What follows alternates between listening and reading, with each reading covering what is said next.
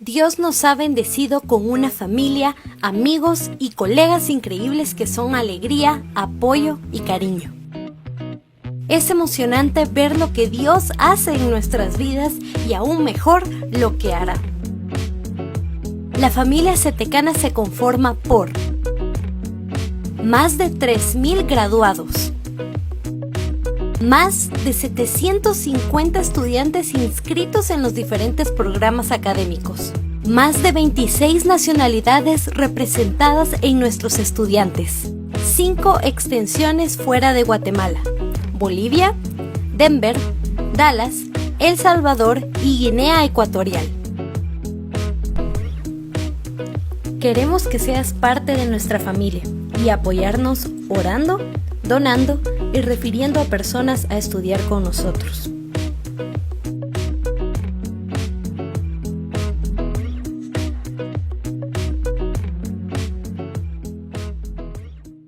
Bienvenidos a nuestro webinar Estrategias para Aprender en Línea desde la ciudad de Guatemala en Centroamérica para todo el mundo a través de la plataforma de Zoom y de Facebook Live.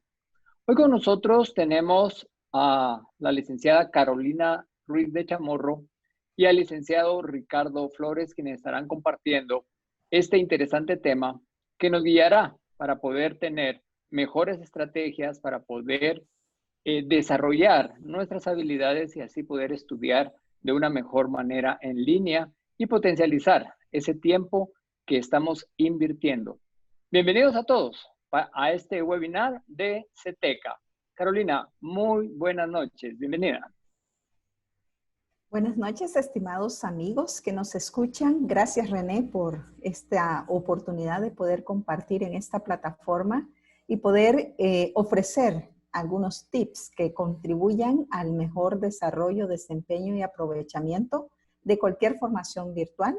Como dijiste, mi nombre es Carolina Ruiz de Chamorro y actualmente estoy dirigiendo los programas de e-learning que el seminario ofrece, que por cierto tenemos 3 niveles de formación en nuestros programas en línea, todos aquellos a nivel ministerial que no representan un grado académico, pero también tenemos programas a nivel de grado y a nivel de posgrado. Y por supuesto que será un gusto para nosotros poder compartir algunos tips que contribuyan a este mejoramiento y aprovechamiento. Muy bien, gracias, licenciada Ruiz de Chamorro, cariñosamente Carolina, como le conocemos en nuestra institución. Licenciado Flores, bienvenido. Buenas noches, René. Buenas noches también a todos los que nos acompañan. Es un verdadero placer estar con ustedes y poder platicar de un tema que nos apasiona y es un tema importante en la coyuntura que estamos viviendo y considero que tal vez podamos aportar en algo a las personas que nos están escuchando y como siempre, un placer compartir contigo y con Carolina. Gracias, Ricardo. Bueno, antes de entrar de lleno a ese tema, quisiera que nos comentaran un poquito cuál ha sido su trayectoria en Ceteca desde que ustedes llegaron a nuestra institución para que nuestra audiencia se dé una idea de los pasos que se pueden seguir en Ceteca para prepararse. Ricardo, ¿quisieras iniciar? Sí, yo empecé en Ceteca en el año 2012. Llegué a la institución buscando estudiar la licenciatura en teología. En aquel momento yo estaba con un grupo de jóvenes trabajando en la iglesia, entonces consideré que era oportuno el prepararme y poco a poco me fui involucrando en el seminario, conociendo las otras, lo que ofrecía el seminario y en el año 2015 terminé la licenciatura. Ese mismo año me quedé trabajando en Ceteca, en el departamento que actualmente laboro, que es el de e-learning.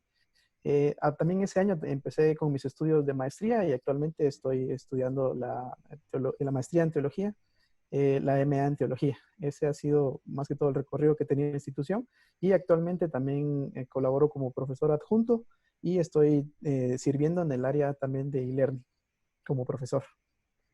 Muchas gracias, Ricardo. Carolina, ¿cómo ha sido tu trayectoria en Ceteca y qué desarrollas hoy en la institución? Sí, gracias. He tenido varias etapas de mi vida y de mi desarrollo profesional y ministerial.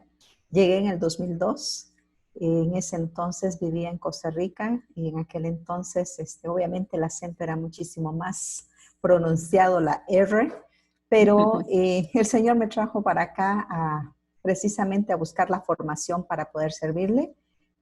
Gradué en el 2005 de la licenciatura y también en esa ocasión tuve la oportunidad, ya en el 2006, iniciando a ser maestra adjunta en los programas de la extensión en Huehuetenango. Así es que conozco esa parte del país, muy bonito, muy agradable, una gran experiencia de aprendizaje en muchos sentidos, una parte de la cultura guatemalteca que desconocía, pero fueron experiencias muy, muy agradables.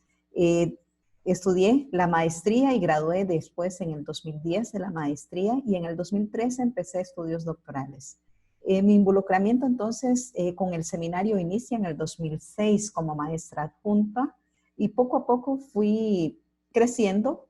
En el 2009 fui invitada para dirigir la biblioteca Daniel Caro Rodas del CETECA y ahí estuve algunos 6 o 7 años, así que aprendí algunos conceptos y algunos aspectos administrativos dentro de la bibliotecología.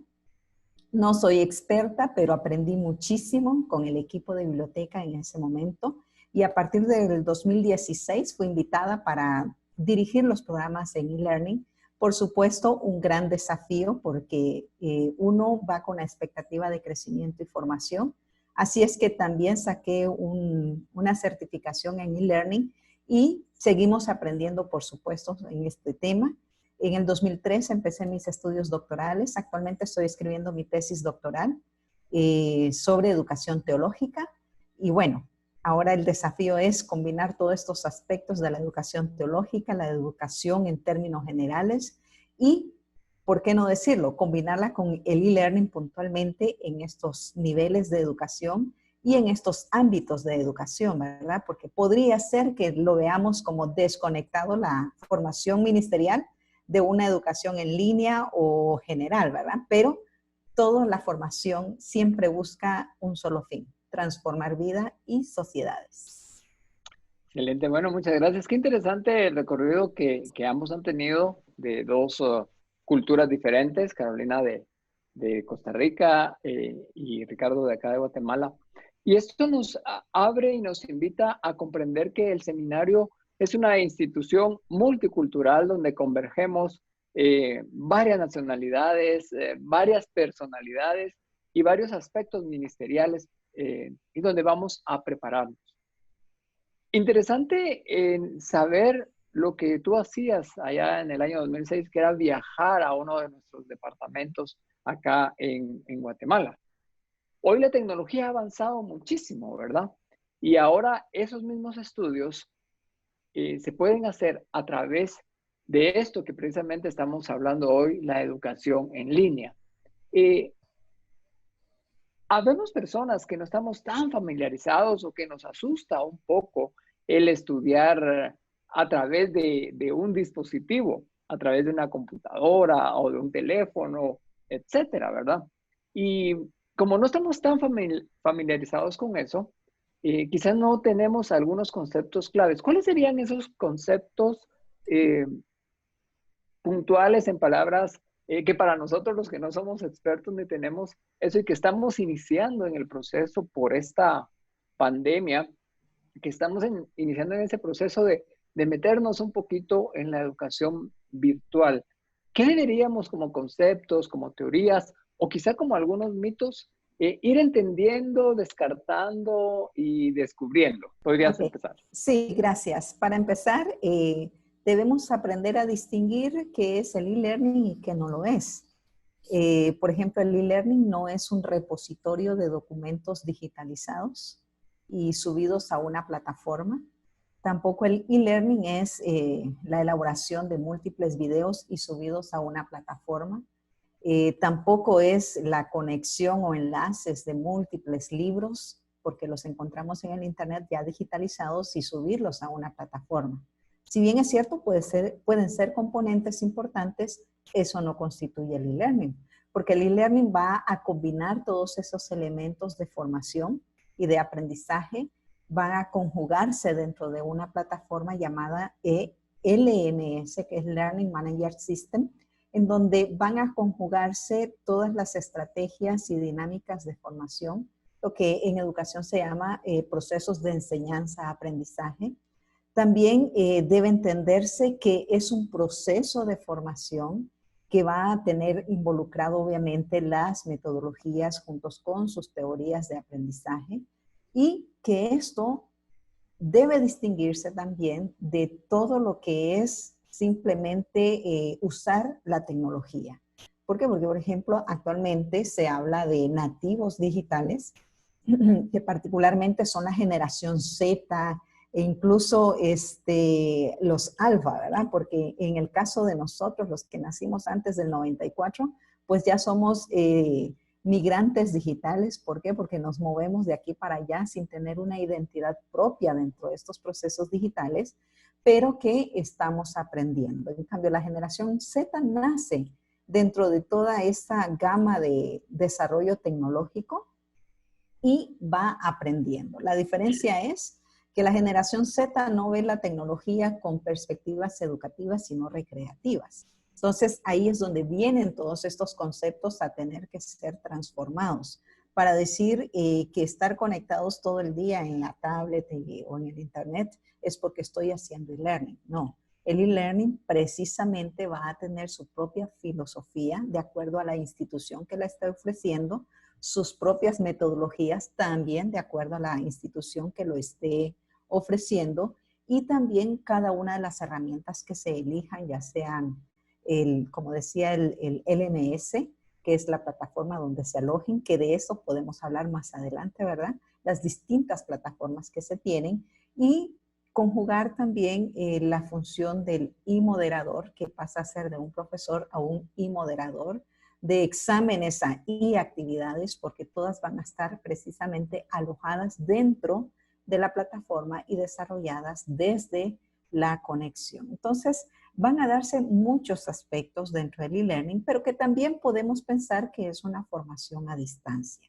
Es una formación que, si bien es cierto, va a estar basada en la conectividad desde el internet, también es una conexión a distancia, es una formación también de una manera, tanto puede ser sincrónica como asincrónica, otra vez, va a depender de la filosofía, las metodologías, las estrategias de aprendizaje que se hayan propuesto. Y hay muchos otros aspectos.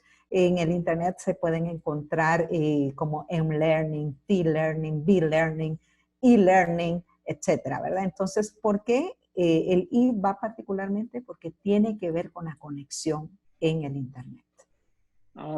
Bueno, cuando hablas de generaciones y cosas así, aquellos que somos baby boomers o por ahí, nos asusta muchísimo, ¿verdad? Porque de pronto también estamos estudiando o enseñando y esta circunstancia a nivel mundial nos capturó, nos metió un poco a la fuerza en esto, pero como acá tenemos a un millennial casi, ¿verdad? Quisiera que Ricardo nos dijera cómo nosotros, aquellos baby boomers, podemos hacer ese paso a esta nueva identidad de educación y cómo podemos enfrentar sin atemorizarnos tanto. Primero que pienso que tendríamos que hacer es perder el miedo. Eso sería lo principal. Perder el miedo, entender que el e-learning, que la enseñanza y la educación en línea es un proceso de aprendizaje, echando mano de todas las ventajas tecnológicas que tenemos ahora. En algún momento se utilizaron libros para que las personas aprendieran, en algún momento se implementó la televisión y se formaron aquellas famosas telesecundarias, pero ahora tenemos que echar mano de la tecnología que tenemos. Y si lo que tenemos al alcance es una computadora, pues esas son las herramientas que tenemos que utilizar en este proceso. Si lo que tenemos a la mano es un teléfono, pues esa es la herramienta o el recurso que tenemos que utilizar.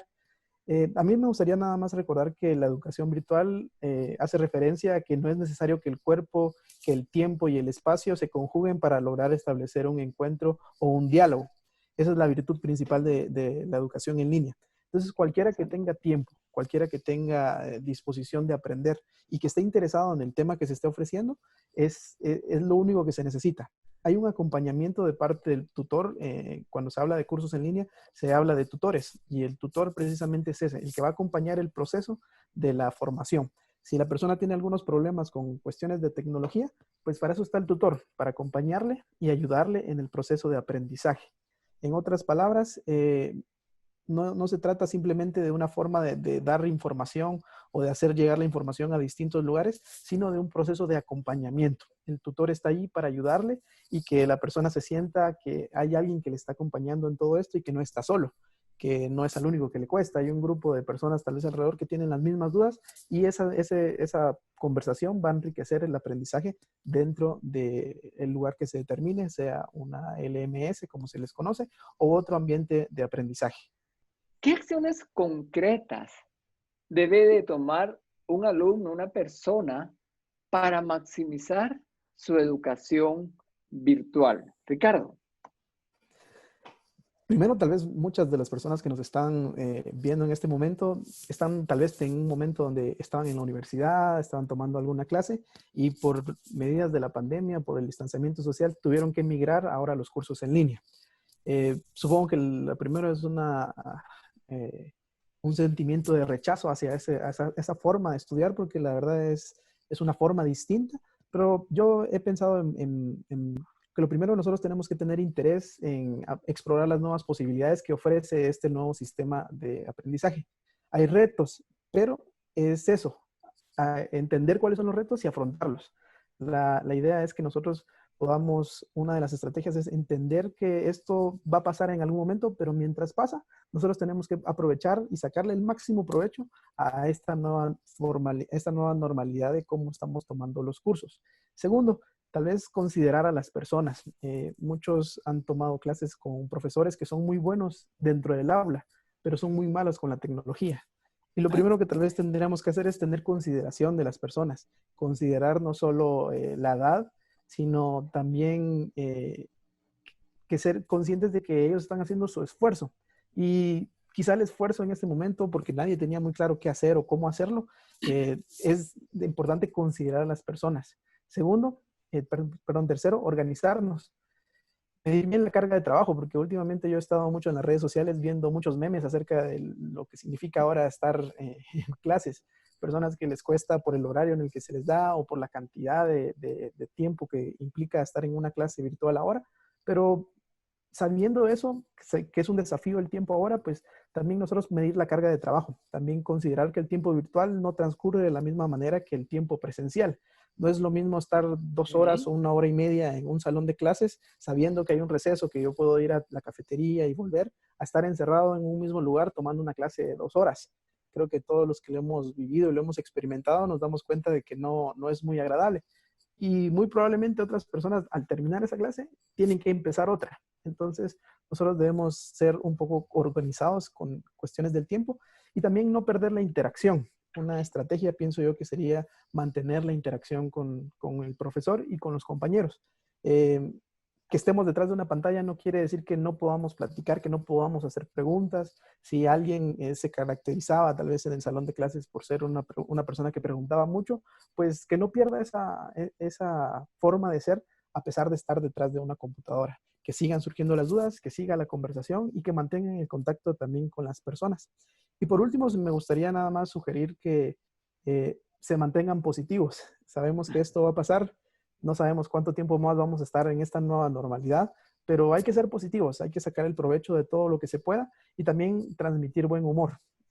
A muchos nos cuesta el hecho de mantener la atención por mucho tiempo, pero mantener el buen humor, ser positivos, creo que nos podría ayudar en esta nueva normalidad, y los nuevos cursos o cátedras que estemos tomando son mejores si tenemos una buena actitud. Claro que sí. Empecemos porque como cuando uno es nuevo en la universidad, en la escuela, en el colegio, dependiendo de los cambios educativos que va teniendo, va enfrentándose a nuevos entornos físicos. Y en este caso son entornos virtuales. Entonces, tomar el tiempo para conocer exactamente cómo funciona mi aula, para conocer quiénes están en mi aula, para conocer, o sea, vamos a dar la cantidad de clics que sean necesarios con tal de descubrir cómo funciona, para qué sirve, qué hace. Y como diría una de mis profesoras hace algunos años atrás, es mientras la computadora no le estalle en la cara, todo va a estar bien. Entonces, usted no tenga miedo que una vez que está dentro de su aula, dele clic. Si ve una imagen, dele clic, ¿qué hace? Si ve un enlace, dele clic, ¿a dónde lo lleva? Si ve, quizás en ese momento no está aprendiendo el contenido per se de su curso, pero está conociendo cómo su profesor o cómo la institución ha establecido el diseño de esos cursos, de esas aulas, y que por lo tanto probablemente va a ser la tendencia que van a tener otros cursos dentro de la misma institución. Ahora, si la institución le da apertura a los profesores, entre comillas, la libertad de cátedra, como se maneja en el aula presencial, aquí en la virtualidad probablemente le dé la libertad de e-learning, ¿verdad? De diseñar sus propios cursos, pero que probablemente algunas instituciones establecen esos códigos porque ya ellos tienen estandarizados su imagen institucional, sus colores institucionales, su estructura de los cursos, porque la intención de la institución es que el estudiante no se pierda navegando y rondando por tantas partes y tratando de descubrir cómo cada profesor va a diseñar su curso. Entonces, conozca su aula, conozca su plataforma. Eso es importantísimo porque invertir esas primeras horas e incluso primeros 2 o 3 días le va a ahorrar mucho tiempo en el resto ya sea del trimestre, semestre, cuatrimestre, como sea la modalidad que estudia. Luego, si usted ve que están los contenidos disponibles, aprovéchelos. Por ejemplo, los videos no es para que los vea una vez y no más. Es para que cada vez que usted necesite recordar la información, vuelva a esos videos. Los contenidos es para que usted, si puede descargarlos, los descargue. ¿Por qué? Porque así usted va a tener acceso a esta información cada vez que sea necesario. También haga uso de la comunicación. Así como voy a tomar lo que decía Ricardo, su personalidad no se debe inhibir. Si usted es la persona que pregunta en el aula, pregunte también en su entorno virtual. ¿Por qué? Porque van a ser las mismas dudas. Y vea que es una característica muy importante de los entornos virtuales es que mi duda probablemente sea la duda de todos los demás. Y así como lo molestan en el aula, ¿verdad? Qué buena pregunta, o etcétera. Probablemente en el aula alguien va a decir, wow, era la misma duda que yo tenía, y el profesor obviamente, como tiene esa misma dinámica, el tutor, de poder contestar, todos van a poder ver esa respuesta. Entonces, al igual como se escucha la respuesta en el aula para todos, en el aula presencial, en los entornos virtuales todos van a tener acceso también a esa misma respuesta. Y entonces eso les va a facilitar al proceso de enseñanza-aprendizaje. ¿Qué significa? Que si usted ve un chat y hay varios mensajes que usted no ha leído, léalos. No es que usted va a estar de curioso metiéndose en conversaciones ajenas. Es porque los entornos virtuales lo que pretenden es crear una comunidad de aprendizaje, en donde la información de uno es la información de todos, en donde la duda de uno probablemente sea la duda de todos. De hecho, en algunos entornos virtuales, los mismos profesores estimulan a que si usted tiene la respuesta, brinde esa respuesta. Y después ellos van a validar si lo que usted ha dicho es correcto. Entonces, esa otra característica. Primero, entonces, conozca bien su aula. Segundo, no se quede con la duda. Tercero, recurra al material visual, audiovisual que tenga disponible las veces que sean necesarios. ¿Por qué? Porque no le van a cobrar más por usarlo tantas veces, ni le van a cobrar menos por no utilizarlo. Entonces, tiene que hacer eso. También pregunte, ya sea a través del chat, a través del correo. Bueno, si el profesor le facilita el WhatsApp, está bien, pero a menos que el WhatsApp sea grupal, la duda va a ser para todos. Pero si el WhatsApp se utiliza de manera unipersonal, probablemente el profesor se va a dar cuenta del tremendo error que cometió, porque si tiene 100 alumnos, imagínense a qué horas le contestan los 100 alumnos. Claro. Entonces, muchos están prefiriendo, obviamente, los chats grupales, ya sea en WhatsApp o en las plataformas o entornos virtuales, ¿verdad? Luego también como decía Ricardo, organícese. No. No deje su formación si el tiempo le sobra. ¿Qué significa? Que dependiendo del nivel académico en el que usted está, así van a ser las exigencias académicas a las cuales usted debe responder. Y de acuerdo al nivel y las exigencias, el tiempo que usted va a necesitar invertir en su formación. Entonces nosotros, por lo menos que manejamos los 3 niveles de formación, tenemos más o menos el aproximado de tiempo para un alumno ministerial que no representa un grado académico. El alumno puede invertir entre 3 a 5 horas semanales y él va a poder cumplir con todos sus requerimientos. Pero ya un alumno a nivel de grado, ya sea un nivel de profesorado, un nivel de licenciatura, requiere un aproximado por curso, escúchese bien, de unas 7 a 10 horas por semana. ¿Qué significa? Que si usted va a llevar 4, 5, 6 cursos, multiplique entonces todas esas horas de tiempo que usted tiene que invertir. Y dirá usted, wow, y entonces, por supuesto, esas son las horas que usted invierte en el tráfico, las horas que usted invierte en aulas, clases, más las horas que usted invierte en los proyectos, en las lecturas extracurriculares o extraclases, etcétera, etcétera. Es el mismo tiempo, solamente que en esta ocasión va a estar distribuido en asistencia a los entornos virtuales, a la visualización de los videos, a las lecturas de los artículos, a la elaboración de las actividades. Por lo tanto, la organización del tiempo es muy importante. Es decir, no lo puede dejar de un día para otro. De lo contrario, usted se va a frustrar porque se va a agotar. Y con esto uno entonces que no abarque más de lo que se puede. Si está estudiando, si está trabajando, si tiene su familia, si tiene muchos otros roles que desempeñar, debe tomar en cuenta que el reloj es el mismo. Son las mismas 24 horas y que por lo tanto debe invertir ese tiempo adecuadamente. También cree estrategias, automatice sus metodologías y funcionamientos personales. ¿Qué significa? No invente una nueva dinámica cada día. Esa estructuración le va a permitir saber cómo funcionan las cosas. Así como estructuran las aulas y los contenidos, usted puede estructurar su forma de desarrollar sus tareas, sus clases y sus dinámicas. Y eso, créame, le va a ahorrar muchísimo tiempo. Importantísimo, lea las instrucciones. Hoy por hoy, las entidades que están ofreciendo formalmente educación e-learning o en línea, se han dado cuenta que los diseños instruccionales deben brindar información suficiente, aun cuando se le diga que son conductistas. Es la forma que logran que el estudiante entienda qué es lo que se espera de él en esta unidad, en este tema, en esta tarea.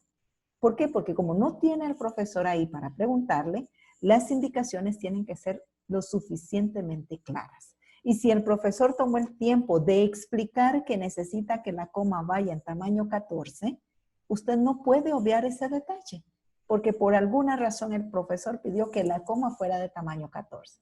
¿Qué quiero decir en resumido? Lea despacio las instrucciones y siga las instrucciones. Y eso le va a garantizar entonces que usted tenga éxito dentro de su formación virtual.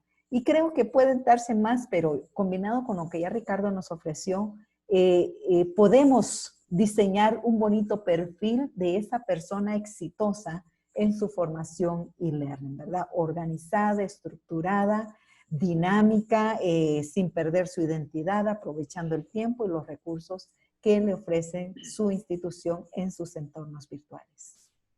Bueno, buenísimo.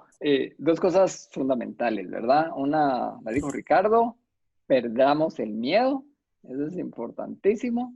Y la otra, organicémonos. Hay que organizar nuestro tiempo, nuestros momentos de estudio, nuestros tiempos para hacer las tareas, las lecturas, organización sobre todo. ¿Qué ventajas trae estudiar en línea? Porque yo me siento muy cómodo estudiando presencialmente. Y no tan cómodo estudiando en línea. Yo me siento muy cómodo dando clases presencialmente, pero a veces no tan cómodo haciéndolo en línea. Carolina, ¿cuáles son esas ventajas de poder estudiar en línea? Claro que sí. va a ir bastante de la mano con lo que estaba diciendo anteriormente. Número 1, soy el administrador de mi tiempo. Es decir, yo elijo el mejor momento para desempeñar mis funciones académicas como estudiante.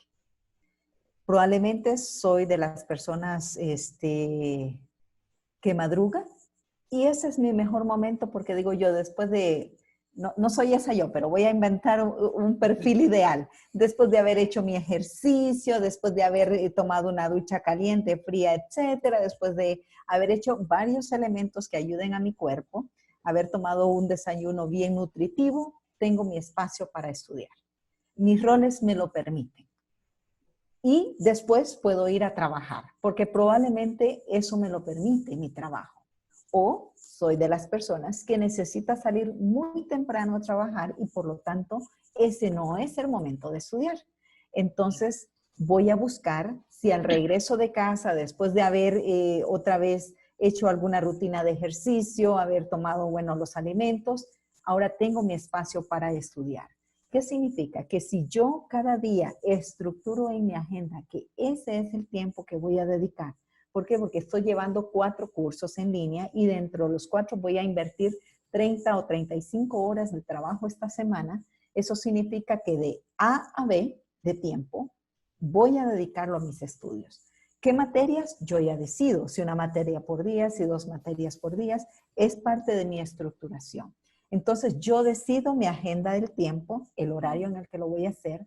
Yo decido incluso que puedo escuchar los audios mientras voy manejando hacia mi trabajo o mientras estoy haciendo los ejercicios, porque probablemente es un video, pero ya me di cuenta que este autor en estos videos no presenta mayor cosa, lo más importante es lo que dice, entonces voy a escuchar esos videos tantas veces sean necesarias. Entonces voy haciendo combinaciones de dinámicas personales, familiares y laborales desde mi propia agenda. Lo segundo es que mi cuerpo no se va a agotar por estar estresado a la hora de llegada a clase. ¿Qué significa? Cada día llego a tiempo. ¿Por qué? Llegar a tiempo es respetar el horario que yo ya establecí. Y el profesor nunca me va a anotar asistencia tardía. ¿Sí me explico? Pero lo que sí debo cuidar es dejarlo, no, sí, mañana lo hago, porque entonces eso va a generar una inasistencia. Y no es porque le tomen lista, es porque su contenido académico se va a acumular. Entonces, eso sí puede ser contraproducente. Pero acá, el punto esencial es, yo puedo administrar mi tiempo, puedo también recurrir, como dije antes, al material las veces que sean necesarias. Puedo preguntar al profesor todas mis dudas sin temor. Puedo preguntar y dialogar con mis compañeros porque eso es muy importante. Así como tengo amigos en el aula presencial, puedo tener amigos en el entorno virtual. ¿Sí me explico? Porque el que es callado en la presencialidad va a ser callado en la virtualidad. De hecho, ahí es hasta muy peligroso que sea muy callado, ¿verdad? Entonces, ahí mi personalidad se va a ver de manifiesto en el entorno en donde yo esté. Sin embargo, puedo crear una comunidad de aprendizaje. De hecho, por ejemplo, nuestra experiencia en el seminario es que tenemos estudiantes de Colombia, de Brasil, de Chile, haciéndose amigos con compañeros que tienen acá en Centroamérica o en Europa incluso. Y a veces dicen, y han hecho sus agendas, han armado sus agendas. En la graduación voy a ir a visitar tu país o bien y visita mi país y cosas por el estilo, ¿verdad? Entonces, se genera una buena dinámica de aprendizaje con sus compañeros y esa es una gran ventaja. ¿Por qué? Porque usted puede tener compañeros desde distintas partes del mundo y conocer otras realidades ya no solo por lo que dice el internet, sino por lo que dice su compañero de clase. Sus profesores también pueden tener distintos contextos y distintos niveles de formación y eso vuelve una situación muy enriquecedora el aprendizaje en línea también. Bueno, genial, genial. Estas ventajas son importantes, ¿verdad? La administración, el ser el propio dueño de su tiempo para poder ir gestionando su educación es fundamental. ¿Qué diferencias podemos encontrar entre un curso e-learning y la adaptación de un curso presencial a la virtualidad? Es una muy buena pregunta. Lo primero que tendríamos que decir es que no es malo. Lo que se hizo fue la adaptación de la educación no presencial como una solución a un momento de crisis. Y eso es aplaudible para muchos profesores porque en vez de suspender la clase, en vez de cancelar el trimestre, se decidió migrar todo hacia una plataforma y muchos optaron por una plataforma como la que estamos usando el día de hoy, Zoom. Otros usaron algunas otras plataformas, pero lo que hicieron fue pasar directamente el contenido presencial a una videollamada, a una videoconferencia. Eso no es malo en sí, porque fue una solución a un momento de crisis, pero yo me puse a investigar un poco. En Estados Unidos, el 31.6% de la educación en universidades es en línea. Es un porcentaje muy bajo a comparación de que la mayoría de la educación es presencial. En Canadá solo el 17% es en línea, en Australia el 20% y en España el 16%. Pensando en eso, quise investigar un poco acerca de cómo era el estado de Guatemala con respecto a qué porcentaje de educación virtual hay en nuestros países.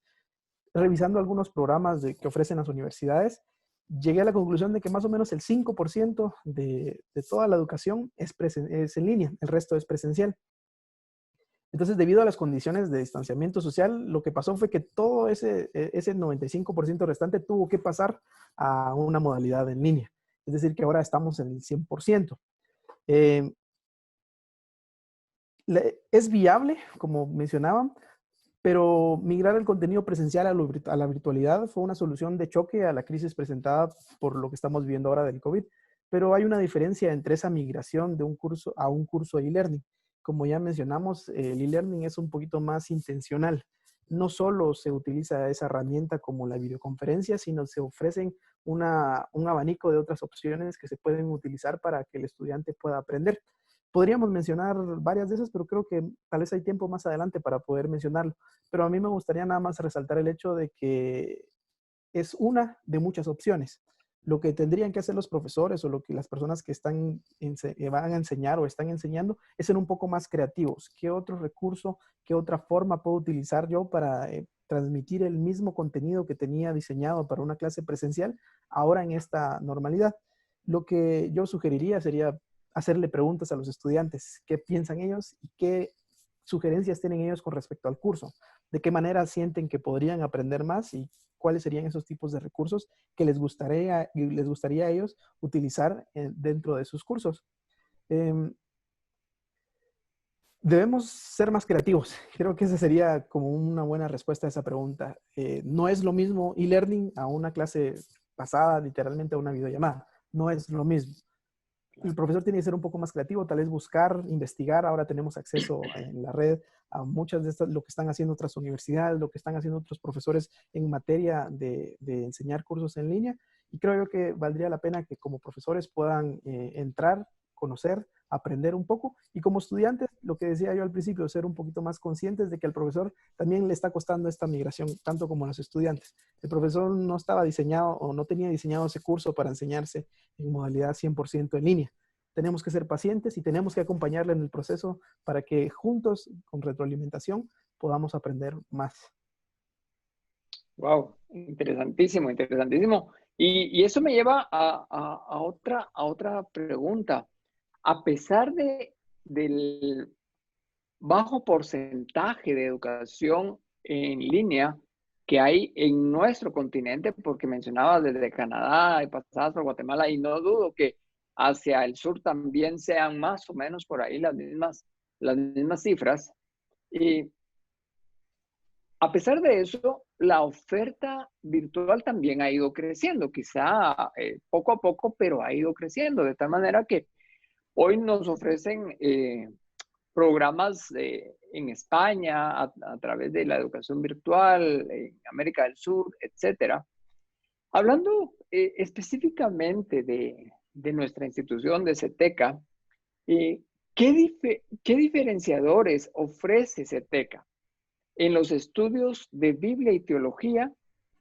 Ok, debo ser cuidadosa en cómo comunico, porque obviamente no se pretende establecer un código de superioridad sino probablemente resaltar algunos aspectos que la institución ha ido forjando a través de los años, ¿verdad? Y con eso lo que quiero decir es que lo que aquí se señale no es para desmerecer el esfuerzo que otras instituciones en Latinoamérica y en otras áreas estén desarrollando sobre la educación teológica particularmente. Sabemos que en Europa y en Estados Unidos hay instituciones que obviamente por sus recursos tendrán grandes plataformas, muchos diseñadores de contenidos, muchos diseñadores de multimedia y etcétera. Pero ¿qué hemos logrado hacer nosotros como institución para Latinoamérica puntualmente? Número uno, hemos perdido el miedo. Hemos sido ese estudiante, voy a decirlo así, ni siquiera somos millennial ni baby boomer porque ya la institución tiene más de 90 años, pero que fuimos receptivos, voy a decirlo así, a la voz de aquellos que en algún momento nos dijeron se puede aprender por internet. ¿Qué significa eso? Es personas que ya conocían los entornos virtuales de aprendizaje que se estaban desarrollando a inicio del año 2000, imagínense, hace 20 años, y que ellos empezaron a decirlo. La institución no adopta, obviamente, esta educación en esos años, pero empiezan estos profesores extranjeros que eran misioneros de nuestra institución, ¿por qué no decirlo? El doctor Roberto Casper y el doctor Alvin Thompson, ellos decían junto con otro doctor, Dewey, de apellido Dewey, ellos inquietando a nuestras autoridades acá, y empezaron ellos a dar esos primeros pasos, de tal forma que el seminario empieza a hacer pequeños blogs de aprendizajes y empieza a perder el miedo a poder incursionar en lo que es la educación y learning.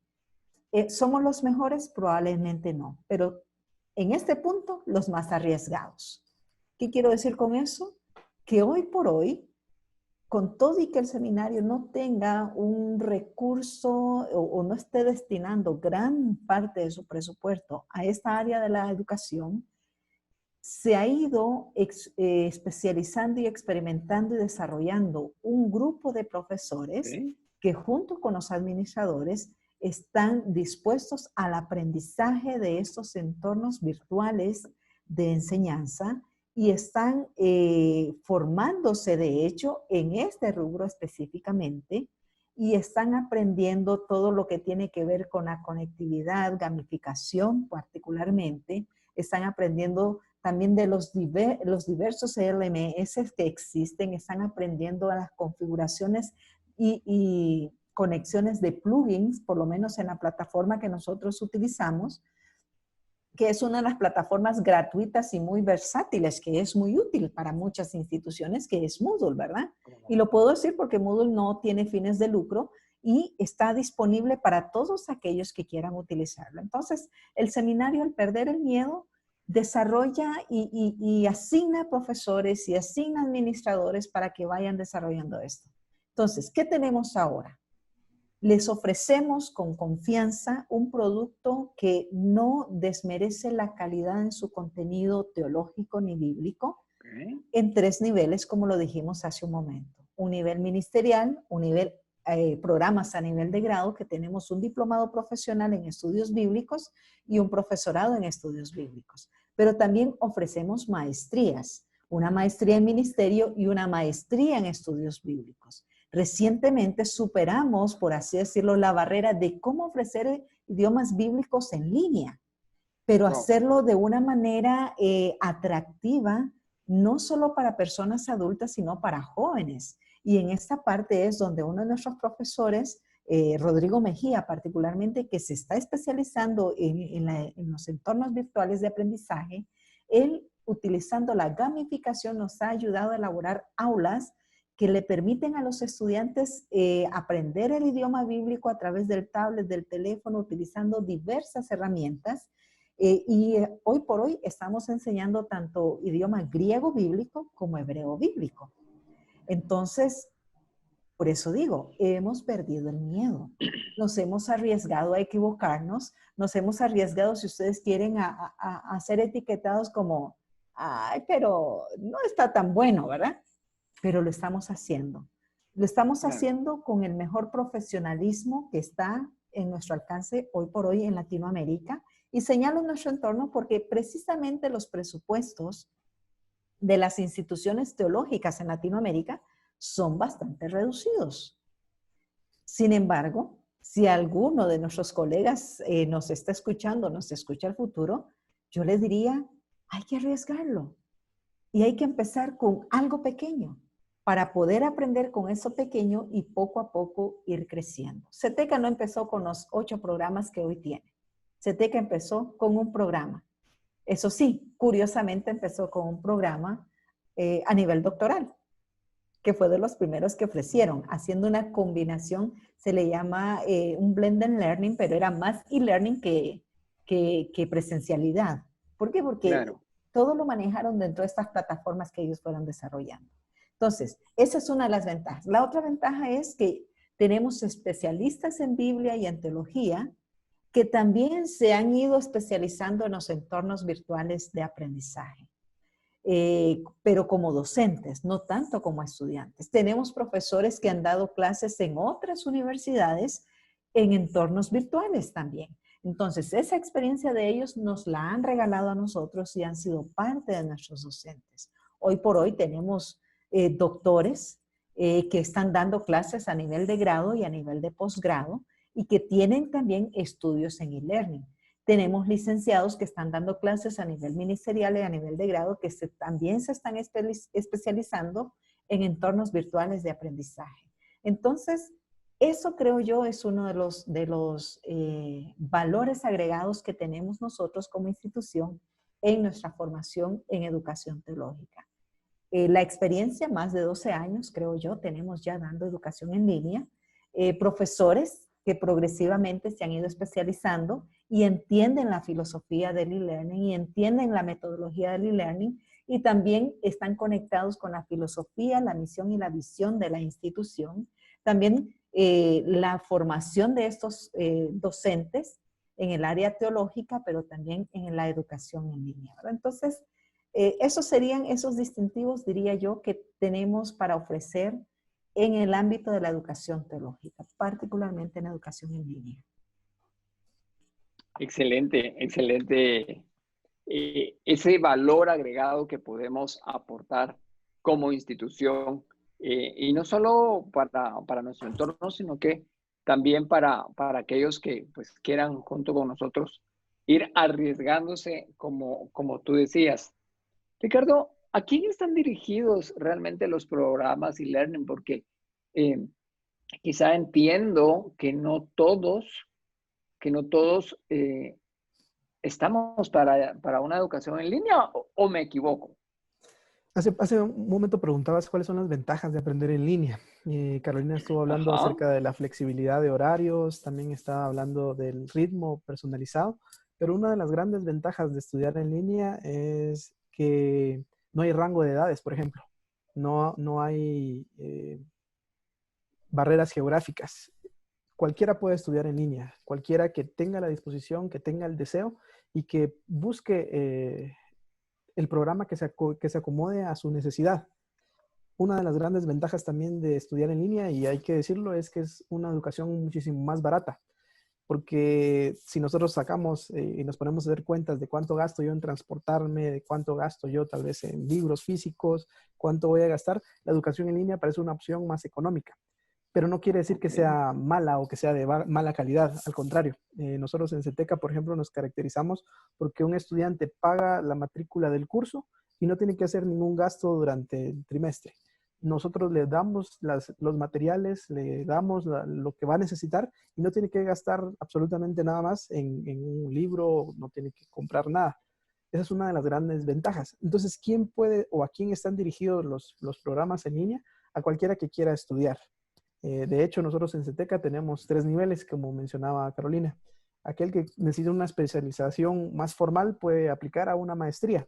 A alguien que esté trabajando de manera en su iglesia, colaborando como maestro de escuela dominical o que esté colaborando como pastor adjunto y necesita formarse, CETECA tiene un programa para ellos. Hay a uno a nivel ministerial y otro a nivel de grado. el nivel de grado está certificado por una institución que avala la educación teológica en Latinoamérica, que es AETAL, y eso le da la oportunidad de no solo que su título valga en Guatemala, sino en toda Latinoamérica, donde esta institución avala los títulos. Entonces, ¿quién puede estudiar? Cualquiera. ¿A quién están dirigidos los programas? A las personas que tengan interés. Seguramente más adelante les vamos a dar un correo donde se puedan contactar si alguno tuviera alguna duda o si alguien quisiera pedir más información. Y seguro nosotros tenemos un programa que aplica para ellos. Y si no, lo vamos a diseñar. Excelente. Bueno, tenemos una pregunta. Dice, ¿cómo perciben y valoran actualmente el sistema educativo guatemalteco, tomando en cuenta que nos tocó migrar a esta novedosa modalidad? No creo que sea una opción. Fue algo en lo que nos vimos obligados a hacer. Nos hace falta mucho por recorrer. Nosotros como institución en CETECA tenemos por lo menos 12 años de estar ofreciendo programas en línea y seguimos aprendiendo. Me imagino que a alguien que de la noche a la mañana le llegó la noticia de decir tu curso era el día lunes a las 8 de la mañana, lo vas a dar, pero lo vas a dar en esta forma, seguro va a tener que aprender y está pagando el precio de no tener esa preparación, pero estoy seguro que poco a poco vamos a ir aprendiendo. Alguien dijo por ahí que llegamos al futuro sin querer. Nosotros en Guatemala no teníamos planificado que las universidades ofrecieran programas en línea, pero sin querer queriendo llegamos al futuro y ahora supongo que los programas en línea llegaron a las universidades, a los colegios para quedarse, porque algo tenemos que aprender de lo que estamos viviendo y estoy seguro que va a ser un buen aprendizaje. Se van a implementar nuevas cosas, quizá los cursos van a cambiar de ahora en adelante. Profesores que tenían miedo a utilizar la tecnología dentro del salón de clase, probablemente ya le perdieron el miedo con esto y pueden echar mano de estos recursos y de muchos otros que seguro van a seguir aprendiendo. Claro, y es que el valorar el sistema educativo, particularmente guatemalteco, yo creo que están haciendo un excelente esfuerzo en todos los niveles. Como ustedes bien decían, como tú decías, Ricardo, el migrar de la noche a la mañana nos tomó de sorpresa a muchos catedráticos de distintos niveles, en mi caso, catedrático de la universidad, pero desde los niveles más pequeños hasta los niveles universitarios, creo que nos estamos adaptando como país y creo que aún no podríamos valorar al 100% ese modelo nuevo educativo, pero lo que sí puedo decir con certeza, yo como catedrático guatemalteco de una universidad, es de que estamos dando los pasos y que estamos haciendo un esfuerzo. Tenemos otra pregunta. Dice, ¿alguna estrategia para organizar el tiempo? Los que pasamos de educación presencial a online, hemos notado que la carga estudiantil aumentó y no hay un horario fijo. Eso lo hablaba Carolina un poquito. Carolina, ¿alguna estrategia muy puntual para organizarnos? Sí, antes, volviendo un poquito, si me permites a la pregunta Claro. anterior, soy extranjera, pero ya con 18 años acá y un hijo guatemalteco, yo digo que ya no me puedo permitir de desconocer, ¿verdad? Mi entorno en el que me desarrollo. El proceso educativo guatemalteco, al igual que el del resto del mundo, se vio desafiado. Se vio desafiado para las instituciones, se vio desafiado para el docente, se vio desafiado para el estudiante y se vio desafiado para las familias también. Las instituciones cayeron en la conciencia de que necesitaban o necesitan, si es que todavía no lo han hecho, invertir en plataformas que les permitan seguir soportando este tipo de información y formación para sus estudiantes, para poder, después de la pandemia, cómo seguir respondiendo si los protocolos, la misma institución no está apta para poder responder a los protocolos que su gobierno particularmente establezca para poder reabrir su institución. Por otro lado, el docente se ve desafiado entonces a poder desarrollar competencias digitales que le acrediten como ese docente del siglo XXI. Ya no es el docente del siglo XXI que iba con su libro debajo del hombro a utilizar una pizarra más sofisticado porque ya no utilizaba la tiza o yeso, no sé cómo le llaman acá, sino un marcador. más sofisticado porque ya no usaba una diapositiva transparente, sino ahora utilizaba un PowerPoint. Pero estas competencias digitales, ahorita, y como dijimos hace un momento, obligó al docente a avanzar hacia el futuro. Y ahora se ve en la obligación de desarrollar competencias digitales en el área de la información, y a eso se le llama información y alfabetización de la misma información. Es decir, ¿dónde encuentro esa información? ¿Cómo filtro esa información? ¿Cómo utilizo esa información? Pero también se ve en la obligación de desarrollar competencias digitales en el área de la comunicación y la colaboración. Es decir, ya no soy dueño de mi información y puedo hacer uso de la información de otros dando correctamente el valor de esa información. Entonces, me veo en la obligación de aprender a tener interacciones con otros colegas, con otros pares, para poder desarrollar esa comunicación y esa colaboración y poder entonces gestionar mi propia identidad digital. Mira, curiosamente, algo que con el DPI estábamos dados por satisfechos, ¿verdad? O la identidad a donde esté. Pero no, ahora tenemos o necesita el docente también tener su propia identidad digital y también aprender a crear esos contenidos digitales, a curar esos contenidos digitales, a proteger esos contenidos digitales que tienen que ver con competencias de seguridad y también aprender a resolver problemas en entornos virtuales. El docente se vio desafiado entonces a poder responder a todo eso. Ahora el alumno está súper mega saturado. ¿Por qué? Porque también tiene él mismo que desarrollar sus propias competencias digitales para poder aprender. Y van casi de la mano con las del profesor. ¿Por qué? Porque tiene que alfabetizarse digitalmente. Por eso decía hace un momento, no es solo cuestión de encender el iPad, el tablet, el teléfono, lo que sea, y ya soy digital. No, es cómo utilizo y maximizo la utilización de estos recursos. Al punto que llegan muchos a decir, eres realmente un alfabeta digital cuando has aprendido a ganar y generar recursos económicos con el uso de la tecnología. Oh, Escúchese bien. De lo contrario, usted es solamente un consumista digital y probablemente no lo está haciendo con la expertise que merece. Entonces, ¿quiere aprender? Aprenda bien e incluso al punto de generar recursos por medio de los entornos virtuales. ¿Qué más necesita entonces el estudiante? Otra vez, y como dije hace un momento, dar todos los clics necesarios, conocer bien para invertir tiempo en conocer, para después poder aprender. Y claro, obviamente, estimado amigo que me preguntas, lo más seguro es que estás frente a un profesor y un curso que no fue diseñado con todos los elementos de un e-learning, sino que estaba diseñado con la estructura de la presencialidad y que ahora nada más la presencialidad se volvió virtual, es decir, a través de conferencias de 2 o hasta 3 horas en donde el profesor dice, ya di mi clase, material visto. Probablemente es lo que esté sucediendo.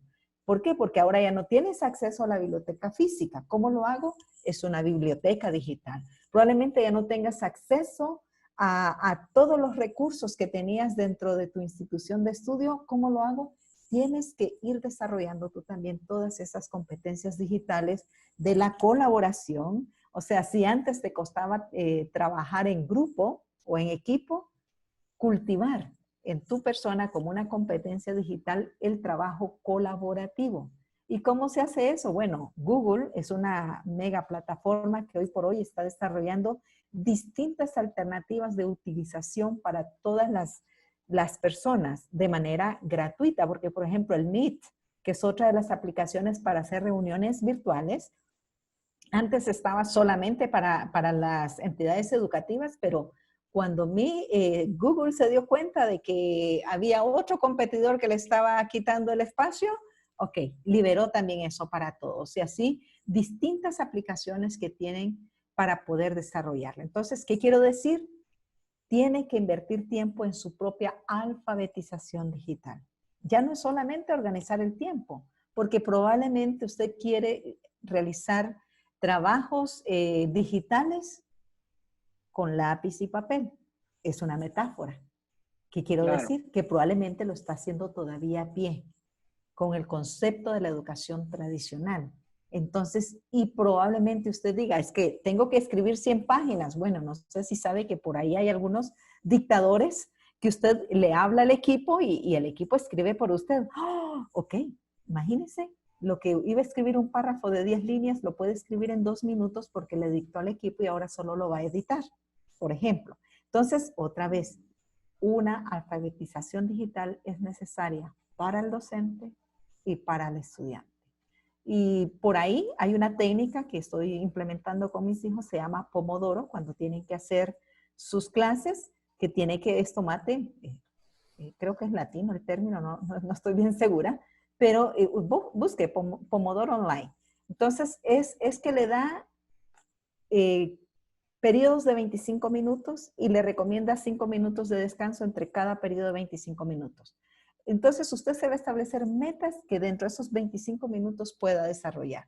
Y después de 3 periodos, tiene derecho a un descanso de 15 minutos. ¡Qué rico! Es decir, 25, 5 de descanso. 25, 5 de descanso. 25, 15 de descanso. Y le va a funcionar. Entonces, conozca qué distractivos están habiendo en su proceso, porque como está en el equipo todo el día, probablemente pone el video por un lado, por el chat por el otro, etc. Entonces, quite todos los distractores y enfóquese para que le rinda su proceso de enseñanza-aprendizaje. Bueno, estamos llegando al final. Es algo tan interesante, tan vasto que podríamos seguir hablando muchísimo tiempo. Saben, en CETECA formamos discípulos de Jesucristo que encarnan el evangelio del reino de Dios, comunican las sagradas escrituras y ejercen un liderazgo de servicio. Tenemos un programa especial de e-learning para usted, para cualquiera de los niveles. Usted puede escribir a nuestro departamento de admisiones. El correo es admisiones@ceteca.edu o al departamento de e-learning. El correo es elearning@ceteca.edu, donde le estaremos atendiendo, resolviendo sus consultas de estudios para que usted pueda ejercer su ministerio ahí donde está, sin la necesidad de invertir tiempo en transportarse. Así que muchísimas gracias, Carolina. Muchísimas gracias, Ricardo. Si se quisieran despedir de nuestra audiencia. Claro que sí. Gracias por la oportunidad, gracias por prestarnos este tiempo valioso de su agenda y esperamos haber contribuido en algunas ideas, esperamos de verdad haber sido puntuales y que le ayuden y si no, con mucho gusto estamos ahí para acompañarles en alguna otra situación, pero mejor se aprende junto con nosotros inscribiéndose a uno de nuestros programas y ahí sí ya no es solo voluntario, sino estamos usted tendría el derecho que nosotros le dirijamos en su proceso de enseñanza-aprendizaje. Es un gusto haber compartido con ustedes. Igual, un gusto haber compartido con ustedes este tiempo. Espero que el Señor les siga bendiciendo y les siga ayudando en este tiempo tan difícil a los que están estudiando y se han visto en la situación de tener estudios ahora en una plataforma virtual o en un entorno virtual. Que el Señor les acompañe, que el Señor les bendiga y nosotros estamos para servirles en CETECA y en el departamento de e-learning. Quedamos siempre a sus órdenes. Este es el webinar de CETECA y hoy tuvimos el tema Estrategias para estudiar en línea con nuestra directora del departamento de e-learning, Carolina de Chamorro, y el licenciado Ricardo Flores. Muchísimas gracias por su tiempo, Carolina, por su tiempo, Ricardo. Y a toda la audiencia, los invitamos para la próxima semana. Mi nombre es Arturo René Blanco y soy el director de Relaciones Públicas de CETECA. Hasta la próxima y muchas bendiciones.